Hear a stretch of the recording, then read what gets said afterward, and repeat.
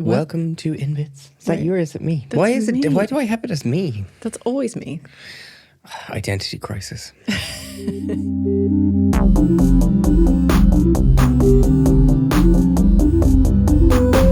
Welcome to In Bits, the podcast that deconstructs our digital lives.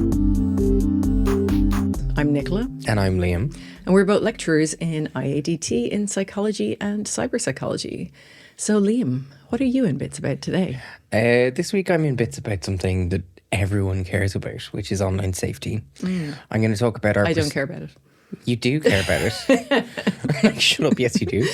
I'm going to talk about our perceptions of what it is. Like, we'll go into definition. Yeah, exciting. And our common worries around the topic generally.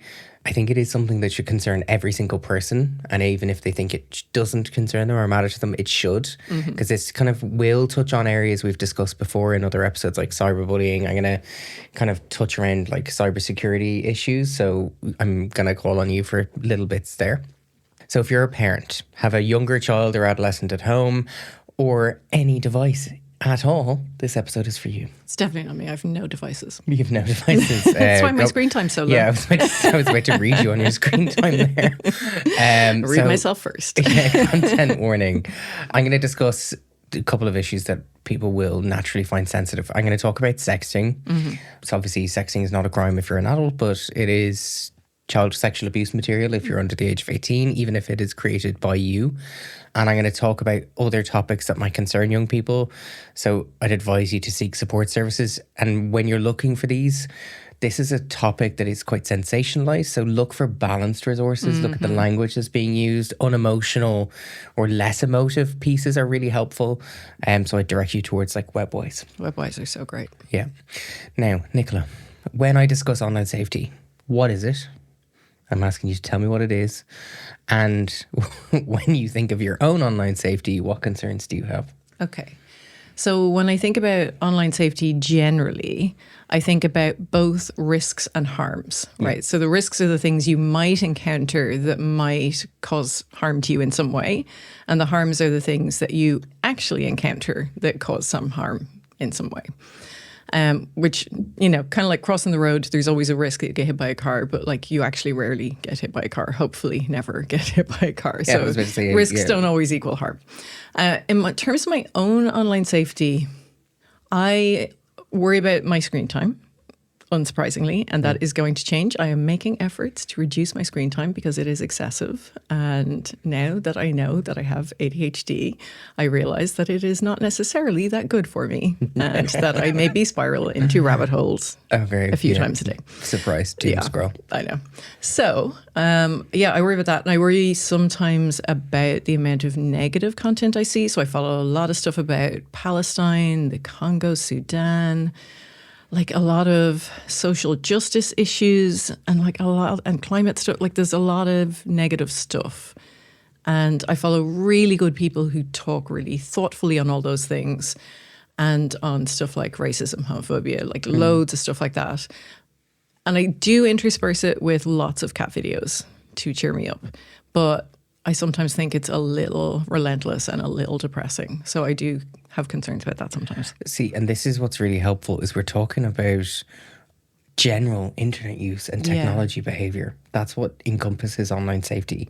And I am going to hone it in around potential digital harms for younger people. I'm going to take this parent lens because otherwise there's just too much. Yeah. Now, online safety is our general practices, our self-efficacy to protect ourselves online. Okay. Now, your concerns, fairly valid, normal for an adult, to be honest. Yeah. And realistic. Yeah. Now, I'm going to focus in on like Ireland and the UK because this is my day job as well. Like I go into schools and I will give workshops and I'll talk about this space and get a lot of feedback from younger people about what they're actually doing or what they're experiencing and then common concerns parents have. So when I was making this episode, I was like, dude, stop ranting when I was writing. So children's online safety in Ireland is a fairly common and significant concern, to be honest. We have active efforts at government level, the Department of Education and Skills, national governmental organisations. We have a load of these, like we've discussed Webwise already. Parents, primary, post-primary teachers, their organisations, and they all look at things like cyberbullying, harmful online content, and exploitation of younger people. In Ireland, it's not an ideal scenario. This relates to kind of prevalence rates, really, that I'm referring to this. So cyberbullying prevalence rates, the kind of impact of pornography is one of the ones that's being discussed quite a lot, and the perception that younger people have negative or aggressive behaviour towards young women as a result of this is being raised in reports. And then the exploitation of younger people through child sexual abuse material, which is increasing in its prevalence, particularly for the content that's being hosted in Europe. Okay. Now, obviously, if you're a parent and you've just heard me say that, you're like, oh my God. Freaking out. And take a breath. Yeah. Take a breath. Now, CyberSafe Kids did a survey looking at device ownership and use. So they used just over 7,000 kids between the ages of 8 and 14 across over 100 schools in the country. 94% of kids own a device. Not a shock. 57% own a console, 59% owning a tablet. And obviously there's significant overlap with these. So I think a pragmatic approach is, regardless of your attitude to whether devices should be delayed by age or whether they should be banned in schools, that's not going to prevent internet access. And it's not going to prevent common risks that are obviously associated with that either. It also won't teach proactive online safety behaviours. It's not going to be beneficial in the long term. And we do know from the research within cyberbullying, if you take devices away from people who are victimised, it results in double punishment too. Cyberbullying people generally in the data, also because of the concern around those devices being taken away, they don't report or go and seek support from a trusted adult when they do potentially have a significant concern. Yeah. And that is a problem. Yeah. And I'm going to touch on it and focus on this kind of paradigm between the relationship between child, device and parent quite a bit throughout this, because that is one of the most important take homes. And we're only like a couple of seconds in here. I know. Now, online safety risks, they are a concern. So in Ireland, 25% of primary school kids have experienced cyberbullying, 40% of secondary, and that was within the past year. And that's a lot. And these are genuine concerns. Yeah. And a lot of cyberbullying behaviours can be prevented through online safety practices. So increasing privacy settings, knowing who you're potentially connected to, parents increasing things like monitoring. And we'll touch on these in relation to the age appropriate milestones and some of the different types of apps, and we'll chat through some examples. There's one meta-analysis I think is helpful to get us started. So again, meta-analysis is a study that contains loads of studies.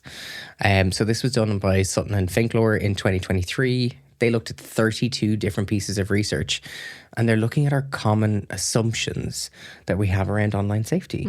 So I'm sure you have an online safety moral panic. You love a good moral panic article. Always, yeah. I love the internet is like cocaine for children kind of ones. I love... But if you think in relation to online safety. To online safety, there's got to be something about like pedophiles targeting your children, stranger danger kind of stuff out there. Now, Sutton and Finklor happened to examine stranger danger. Of course. Okay. I set you Because up I think there. it's probably one of their most common worries, right? It is the most common worry that parents have online about who is going to be able to contact their child. And this ranges in its rational thought, okay? So a lot of reports depend, and this is how it's measured or how it's asked. So a lot of reports will say 50% of children are talking to people that they don't know online. And that could be that they're in a lobby in a game like Fortnite where there's other kids who are also in those spaces. Yeah, yeah. And it's very much how the information is reported and asked and the age of all these people involved. So scrutinise anything that you come into contact with. Now, with these 32 studies, they asked participants who were under the age of 18, and then they had a smaller cohort within that study, that a couple of those papers where they had participants that were 18 to 25. So they had some older participants too. And I think that's important when we're differentiating concerns. So they looked at all types of abuse through technology, and they identified the relationship, really importantly, between victim and perpetrator. Okay, because we need to know and break down who these strangers are. Yeah. So they covered a number of different types of victimization. So they looked at sexual solicitation, image-based sexual abuse, so depending on the age, child sexual abuse material, grooming behaviors and strategies, and cyberstalking. Okay. Okay. Now, the sample sizes ranged very greatly. So from 19 participants 19. Must have been Yes. qualitative, was it? to nearly 6,000 participants in some of the studies. Yeah. Okay. Different types of sample data, different police data, North American and European sample studies. So this is really good for context. Cool. If we get to the results, so our intuition tells us, I've primed you already, I know that. But when we get to the results of the study, 44% of people were identified, of these online offenders, they were under 18 themselves. Okay. Okay. Yeah. 68% were acquaintances, so family members were included in that, friends, not strangers. Yeah. So more than 2/3 were known to the person. And the acquaintance perpetrated crimes were consistent across all of the samples, so police data Okay. and survey data. Yeah. 63 to 70% of those. Okay. Yeah. So the proportion of juvenile offenders varied significantly depending on the data sources of these papers. So only 7% of offenders were juveniles in police samples, Okay. while 62% were juveniles across the other research studies. Oh, that's a huge difference. Now, Yeah. so if we're taking our newspaper facts from police or from Yeah. research, they're going There's to a give big you difference. two very different stories. They also suggest, because of this, it's significantly been underreported of how juveniles are involved in police cases, and that there's a huge amount of bias in those enforcement samples, unfortunately.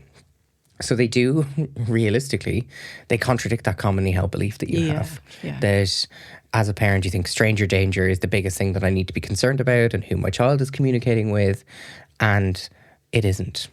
Okay. The concerns are actually who they interact with from peers Yeah. and family members. family. It's exactly the same as offline Abuse. offending and abuse in these cases. Yeah. It's rarely strangers. It's usually people they know. And in this study, they and across all the meta-analysis studies, they say the best thing you can do is actually to empower children to recognize problematic behavior. They say it's not just about warning people about strangers, it's advocating that younger people are really informed at age-appropriate levels about grooming and grooming strategies. So things like flattery, secrecy, isolating them in inappropriate questions, not just don't get into the van where the man is offering you sweets. Yeah. It's be really careful. These are the strategies that can happen, and these are how they happen in online spaces, and empowerment is really important. Yeah. Another study done by Schiller et al. Back in 2015, they were looking at how we actually motivate these behaviors and how we motivate online safety practices. So what motivates you to be safer online? So I suppose where I am safer is around privacy. So I'm careful about what I post, not to give away too much information that could be used to target me maybe. Like I don't post when I'm on holidays, I post when I come back usually, or I just post to my close friends groups, that kind of thing. So that's based on your prior knowledge, your own safety practices, Yeah. sense of responsible behavior. Yeah. It's not from any external sources. No. Okay. Now, they took just under 2,000 participants in this study, and they were looking at protection motivation theory and how we could encourage people to better protect themselves. And that they did it between groups design. So they set up a couple of different groups of participants and tested some intervention.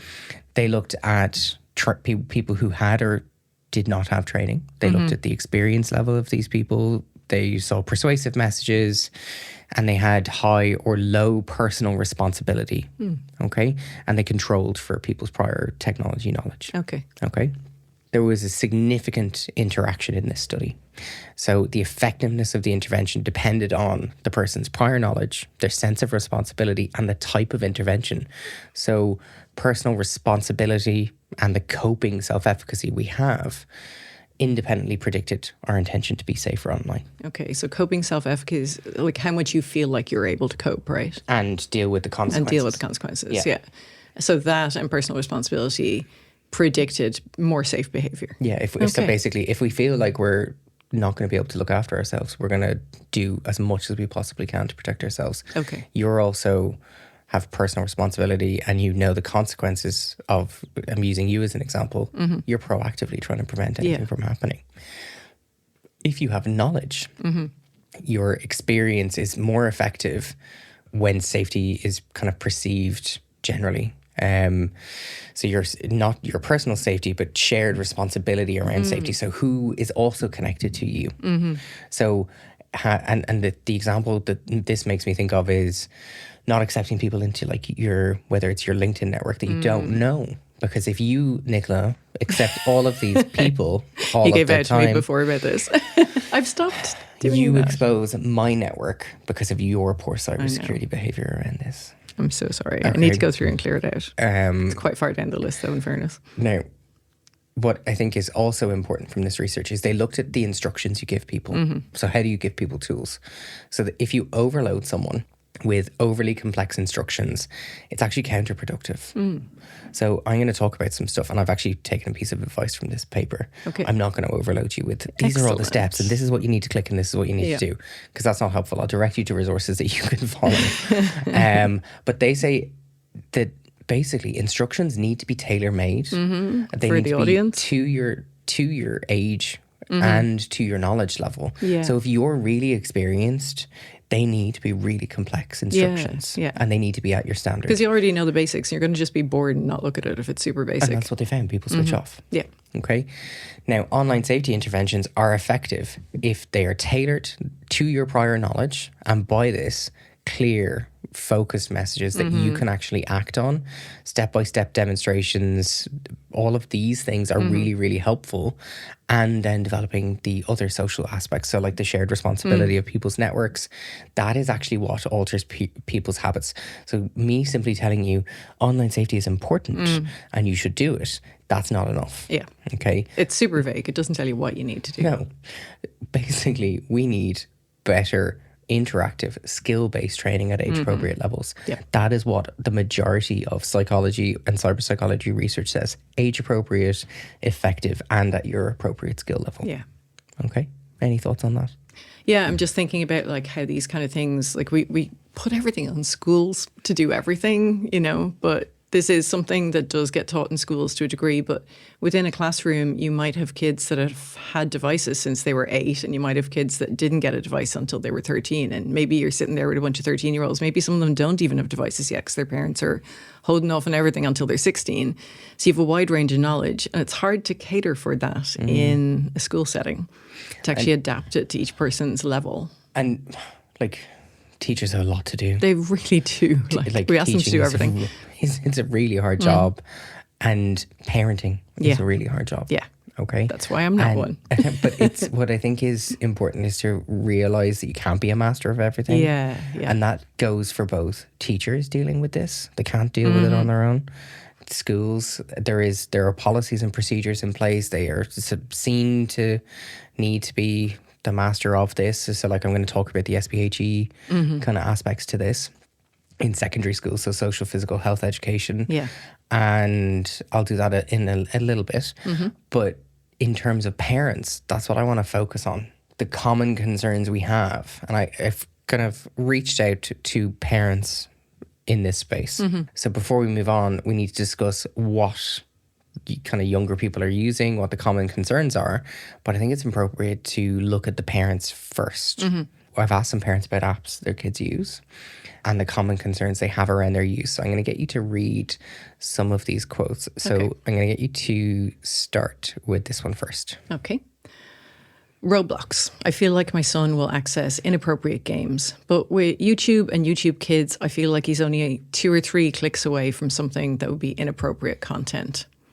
So what I think about this is they're looking at Roblox generally. They have a pragmatic approach to it, but the lack of control within YouTube, and to be honest, they're actually quite correct. They are. Like, we make jokes about it. Like, if you search for like Postman Pat swearing and like where people edit some of this content. Yeah. Do you remember all the really weird Peppa Pig stuff for a while?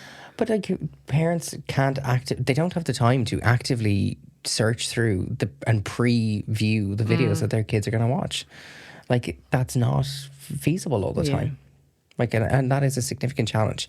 Interestingly, when I was talking to this parent, they spoke about the offline associations. So where toy shops, like the large ones here, they sell toys that are aimed at younger kids, but they're based off games that are not age appropriate. Oh, God. Okay. So you get this also additional challenge for parents where, say, like Fortnite or other inappropriate age games have soft cuddly toys or toys that are aimed at their 3 and 4 year old kid.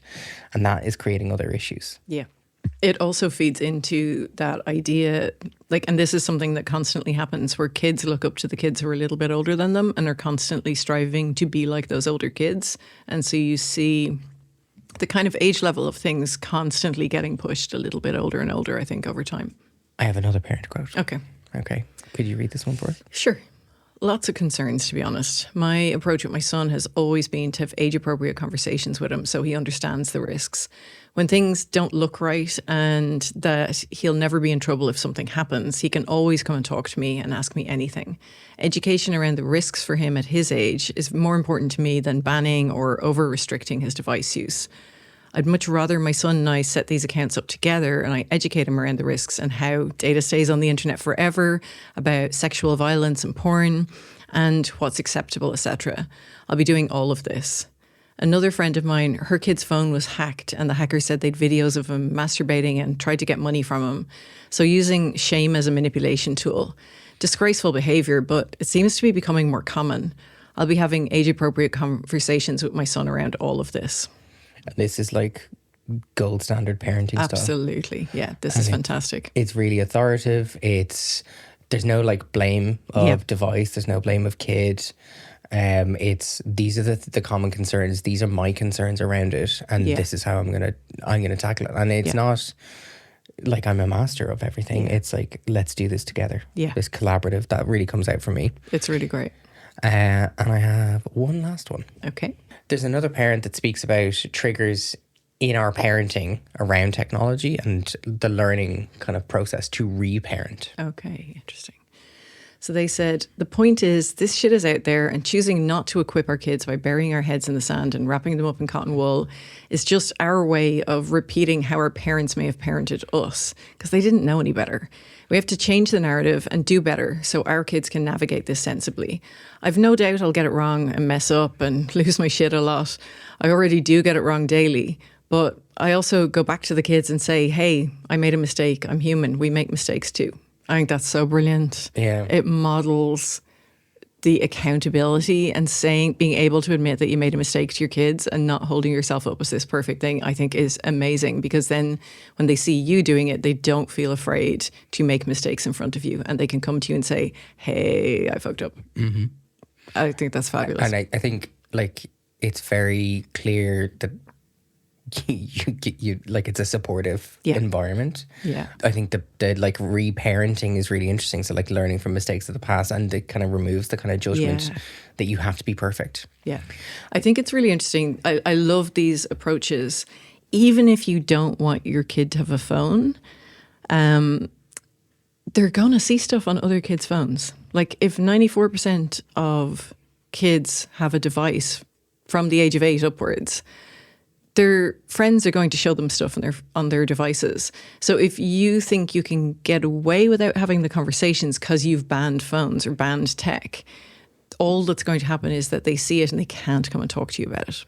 I think these kind of approaches are really healthy.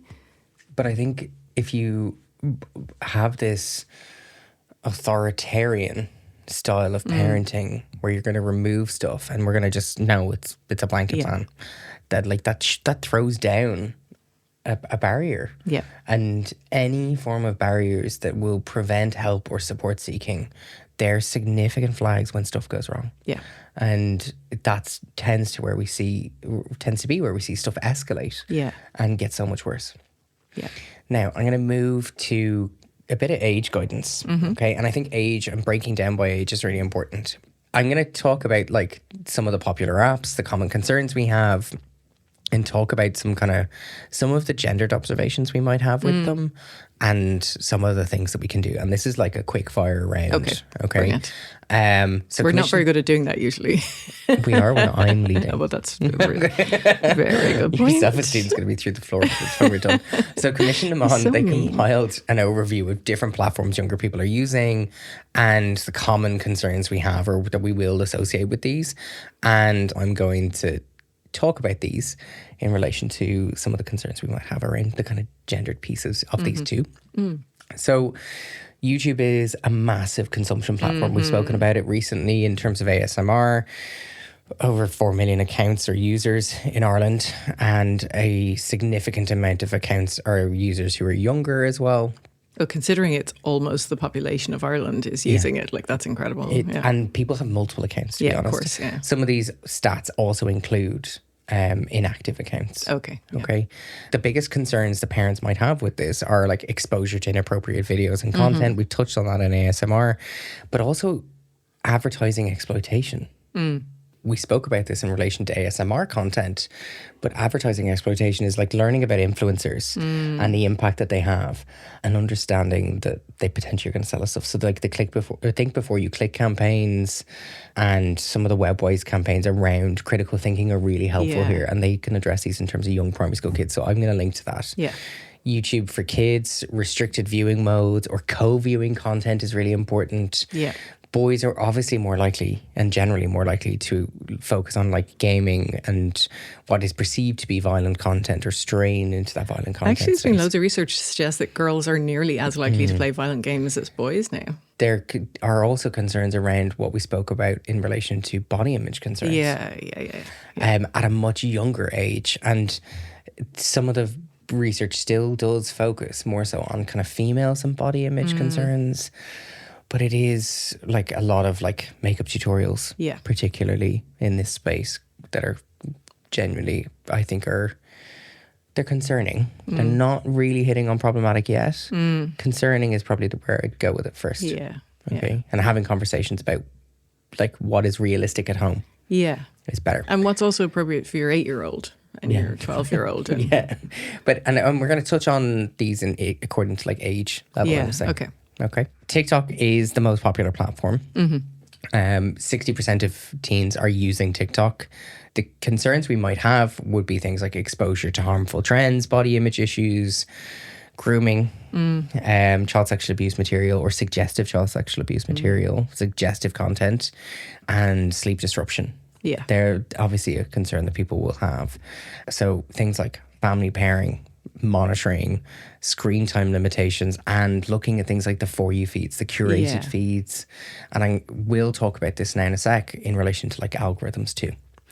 So body comparison issues, eating disorders, pro-ana content, all of this is really concerning and quite normal that we would be concerned about it. But actually just having simple conversations about appropriate viewing and appropriate content will dispel a lot of this. Yeah. And the majority of the time when people are seeking this content, it's a really small sample. Yeah. Instagram, 50% of teens were using Instagram the last time this was surveyed nationally. I think this is much higher. I feel like the stat is slightly outdated. Although all of us old people are on there now, and that usually drives them off. So, are you including me in the same category as you for old people? Listen, anyone over 25 is old for teenagers. Okay, I can't take this. So we're just getting progressively meaner to each other as this goes on. Now, social comparison is common here. So is cyberbullying content, sexualized content. I think social comparison is probably one of the more frequent ones, to be quite honest, that I would be concerned about if I was giving advice to parents. Yeah. So talking about what is realistic and what is not realistic, and simple privacy behaviors are really helpful here, like setting up private accounts, hiding like accounts, using things like guided mode. All of these are really helpful as tools to remove these. Yeah. I would also have conversations around the reels section.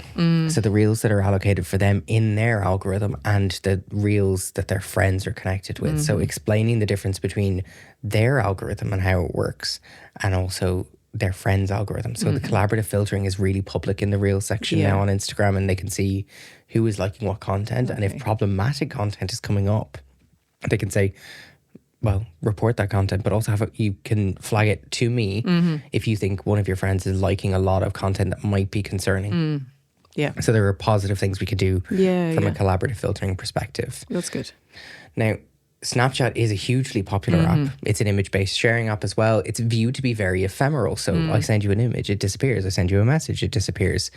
Privacy concerns around this are significant. Yeah. Like start with Snap Map and geolocation filters, like all of those really problematic. And people are like, oh yeah, that's fine. I can just give away this piece of my privacy because it's cool to see where my friends are. No. Yeah. No, it is not. Yeah. Okay. So disabling some of those features, there will be concerns, and you can have a conversation with a young person around sexting. Yeah.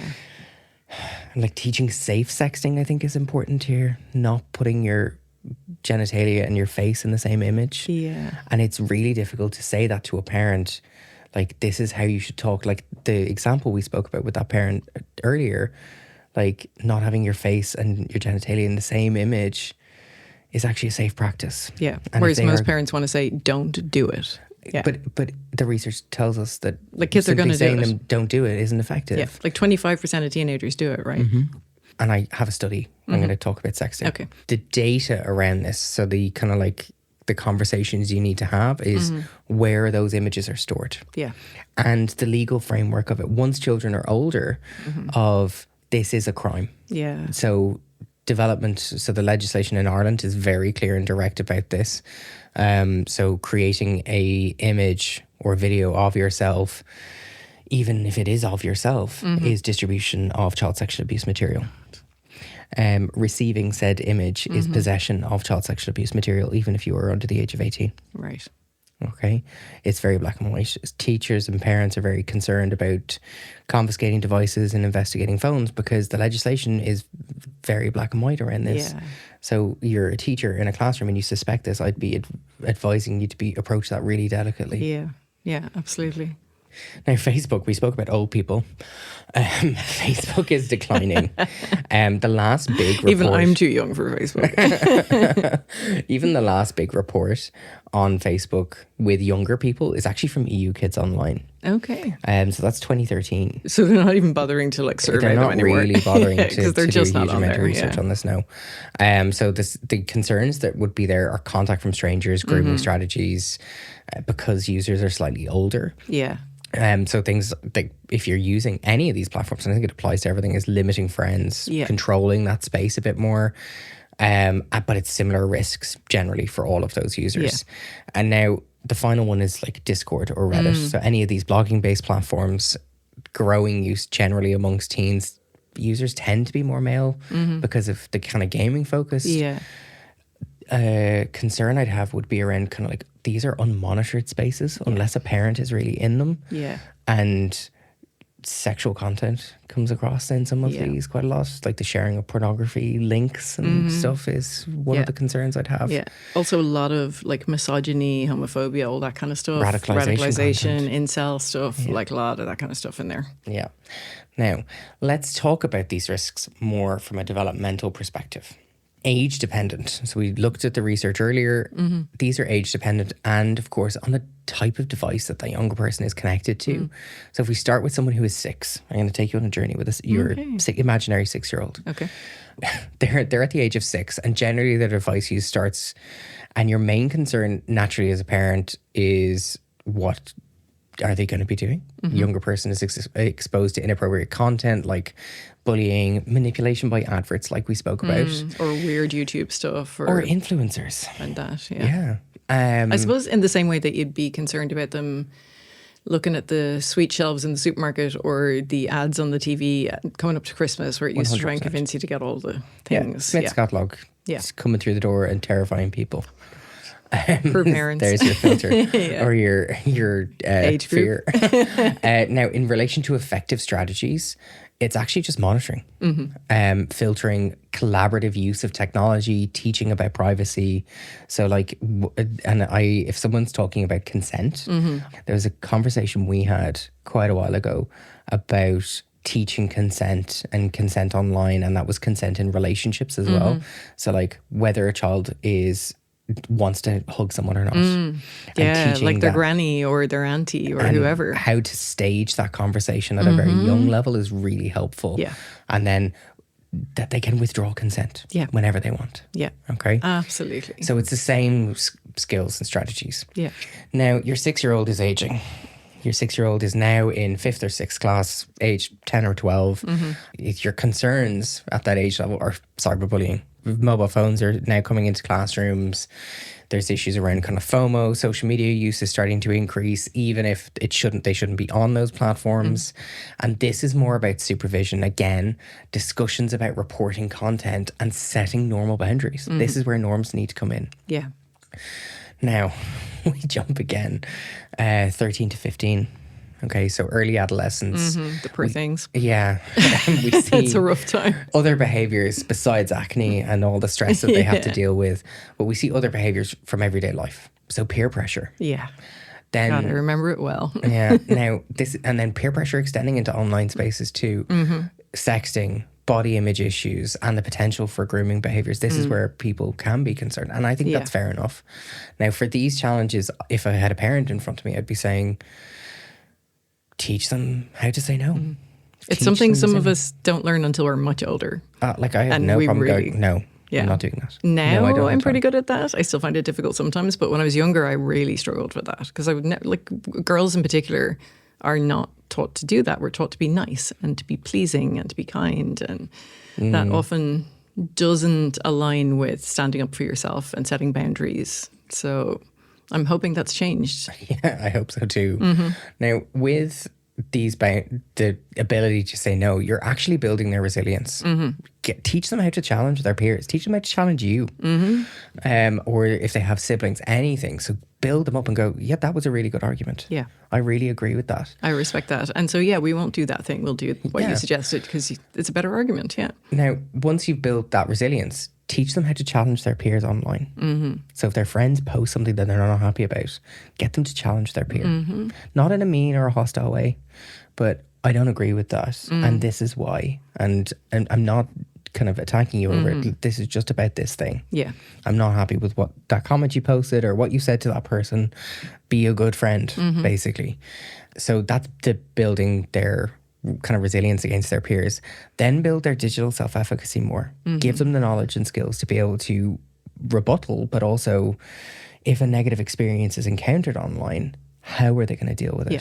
And build that with Yeah. them. Do they know what to do in a moment of like panic or fear or overwhelm or anything like that? Like if you've sort of hammered it home enough, like had the conversations often enough, then they should just automatically know what to do. They should. And then build, finally, their ability to report content. Yeah. Get them doing it.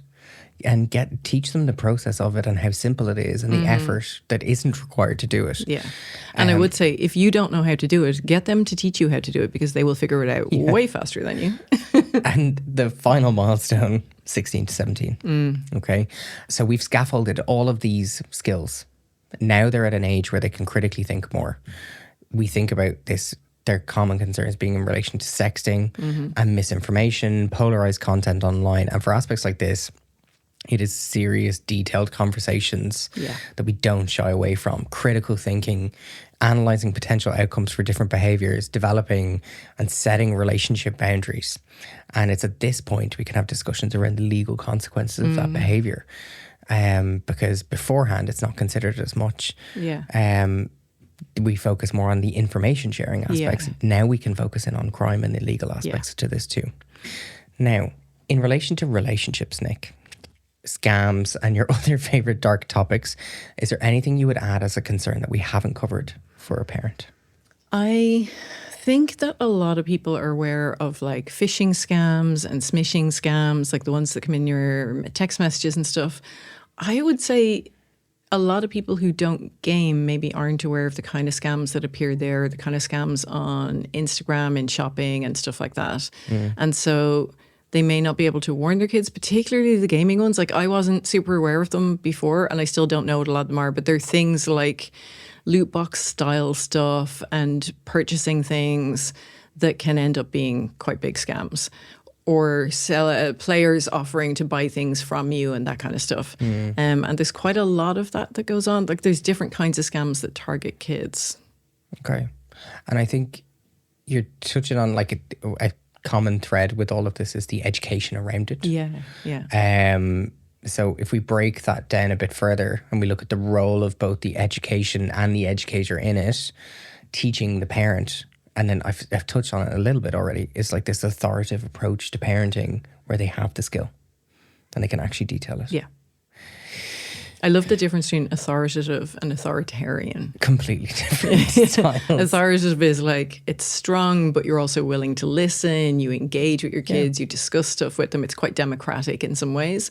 Authoritarian is, I'm telling you what to do and you do it. That's it. With no explanation. Yeah. And that isn't the approach that is effective. We know from research on parenting styles. And I know from myself. As soon as somebody tells me to do something, I want to do the opposite. That's a story for another time. So we know from the Growing Up in Ireland survey, the study that was done in 2023, that children who have online safety training, even if they think they don't need it, are less likely to experience common online safety risks and being exposed to harmful content. So training works. Yeah. Okay. That's really good to know. Even if they think they don't need it. Yeah. Okay. So because of course they feel invulnerable and they Yeah. feel like they know everything. Yeah. They absolutely don't. Yeah. Now, I'm going to talk about digital resilience in terms of online safety, and I think a good example of how this has been built in relation to one of the concerns that we would have quite a lot. And that we think that kids are kind of rampantly engaging in like sexting behavior. Okay. And we know from research that this is not consistently supported. Yeah. So there's one study that I always come back to, and it was conducted by Foodie et al. Derek is part of this study that you would know well. And it talks about sexting. And if I'm doing a school training with parents, I will actually refer back to this study because it provides, even though it's about a topic that is concerning, the results are not. And the results are, well, to a point they're concerning, but they provide support. Okay. So in the research, they took just over 800 participants, 15 to 18 years old, 45% of the samples male, and they looked at sexting behavior and its relationship between emotional and conduct problems.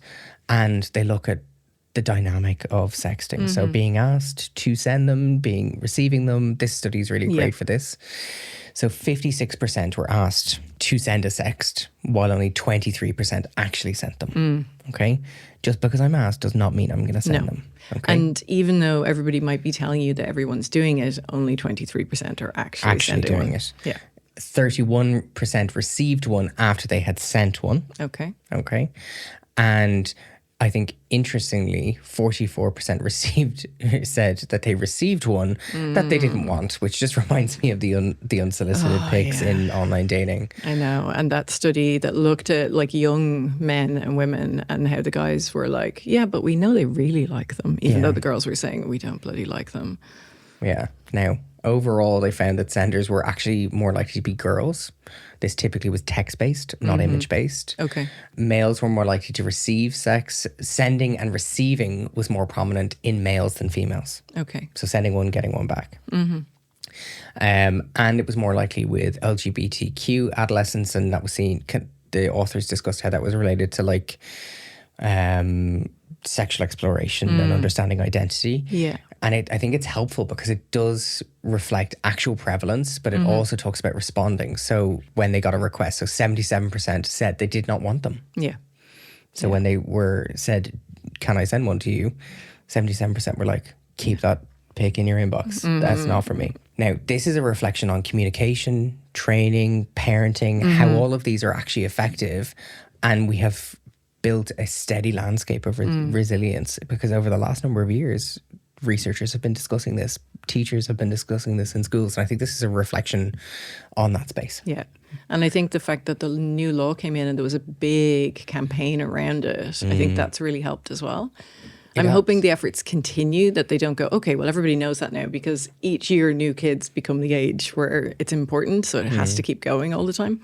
And like calls have been put out to kind of encourage more political action in this space and monitoring and regulation and oversight of these platforms from a child-centered approach in terms of safety. We've seen this. I have significant concerns around transparency. And that's been an issue for a number of years that I'm not happy about, is well, when they report something, what happens? Yeah. Who sees Yeah. it? What Yeah. stages of it? And I think when we talk about giving younger people information about what happens when they report content to encourage them to do it, by them not having any feedback, Yeah. that prevents reporting. Yeah, because I you're think like, that is well, one it of the just goes barriers. into the void. Yeah. Yeah. Now, in terms of adopting curriculum lessons, we do this through like the SPHE program. So there are dedicated hours and interventions happening in that space, parenting evenings, targeted kind of workshops around cyberbullying, online reputations, social media damage, all of these happening in tandem. These are building online safety resilience and skills. Now in Ireland, we do have the Online Safety and Media Regulation Act. We have an Online Safety Commissioner. And there are kind of legally binding codes in this space. And the Children's Rights Alliance actually spoke really nicely about this. So they said that basically government should establish effective public individual complaints mechanisms. We should have this transparency that I'm talking about, oversight on what platforms are doing when, and actually holding them to it, and actually making safety by design a norm Yeah. throughout all these Love platforms. to see that. Yeah. And transparency on things like the algorithms. So there is EU legislation in this space, particularly around child sexual abuse material, and the laws that address grooming, encryption, detection, storage of new and existing child sexual abuse material. We have the Digital Services Act at that EU level, and basically that says stricter online safety measures have to be taken by these platforms. And these include things like annual risk assessments, increases in privacy safeguarding, all of that has to take place. And implementing these provisions and making sure they happen, we're still at that phase and seeing whether that is going to be effective. So this has seen the introduction of an online safety code. Okay. And this comes across video sharing platforms, particularly. So like the likes of YouTube and Insta, or like TikTok. And basically they have created with this a definition for harmful content, cyberbullying, the promotion of eating disorders, so pro-ana content, self-harm, suicide, illegal materials, including child sexual abuse material, and the incitement of hatred. Okay. I think that's a positive step. Yeah. And as part of this, they have the power to fine. So that fining that's in place is 20 million or 10% of revenue. Yeah. And this has happened in Ireland. So the implementation of this procedure, ensuring high level privacy, safety and security for children, if they didn't meet those, they were fined. That's so good. this embedded safety by design that I've been talking about, failure to comply with it led to Meta being fined 251 million for child privacy breaches, and to TikTok being fined 345 million in 2023 for similar breaches in child safety. And have design. they made changes since that, though? They have, but they're still not Have great. they made enough changes? Yeah, they're still not great, to be I honest. certainly wouldn't describe them as privacy by design as platforms. And this kind of brings me to one of the challenges is there's so many people who have a piece in this pie, and regulating and controlling for all of this is a really challenging landscape. Yeah. The legislation pushes it back on the social media platform. The social media platform pushes it back on the user and the parent and the school, and the parent is sat there going, come on, like I don't have the time or the technological skill to do this. And to be honest, they all have a piece in the pie. They all need to be working together. Yeah. And hopefully the likes of Commission Amon and other regulators, so like the Ombudsman, so Julie Inman Grant, who's the Digital Safety Commissioner Australia, like they make huge efforts and steps towards this. And like I was over in the Digital Safety Commission in Sydney a number of years ago, chatting with them about how they went out about their research and how they planned their research and the next phases for it. And they had a space. They're putting huge funding into that. Yeah. And to be honest, we're not matching like for like. We are absolutely not. Now, to provide support before we conclude and just leave people on a cliffhanger, basically conclusions from research practice, parental controls, screen time limits and content filters. That's where we need to be. Yeah. Encouraging open dialogue. It's probably the most important thing. It really is, about both online experiences, emotional responses. So it's not just this happened. It's like, how did you feel? Yeah. How do you think that other person feels? Like actually role modeling this behavior too.